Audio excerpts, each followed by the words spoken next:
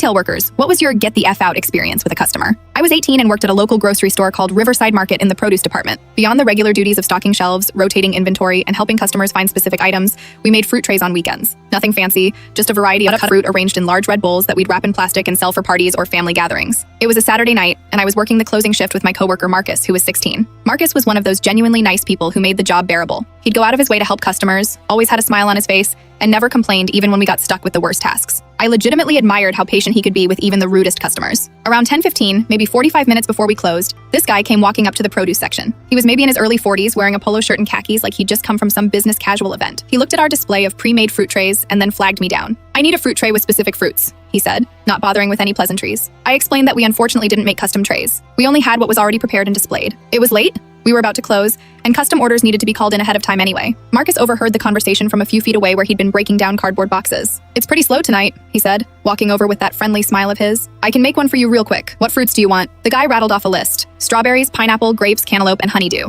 Standard stuff we had plenty of in the back. "Okay, good," the guy said flatly. No thank you, no appreciation that this kid was staying late to do something we didn't have to do. Just, okay, good, like Marcus was his personal servant. Marcus headed to the back room while I continued my closing duties, spraying down the display tables and consolidating the remaining produce. I kept checking my watch because we really needed this guy to get his tray and leave so we could finish closing on time. 20 minutes later, Marcus emerged from the back room carrying a large red bowl wrapped in clear plastic. The fruit was cut into neat, uniform pieces and arranged in sections by type. It looked exactly like every other fruit tray we made, completely standard and perfectly fine. He presented it to the customer with a smile. "Here you go, sir." The guy stared at it for maybe 3 seconds before his face contorted with rage. "That looks like absolute shit," he screamed, loud enough that I could hear him clearly from 2 aisles over. "Are you an ID IoT?" I ran over immediately to see what the problem was. Marcus was standing there holding the tray, looking completely shocked and hurt. I looked at the fruit tray. It was fine. It was completely normal. There was nothing wrong with it at all. "Sir, what's the issue?" I tried to keep my voice level. "The issue? The issue?" He was getting louder. "This looks like garbage. You people are retarded. You've wasted my time." Before either of us could respond, he grabbed the fruit tray from Marcus's hands and smashed it on the ground. Chunks of fruit and plastic shards scattered across the floor. He kept screaming, calling us retarded over and over,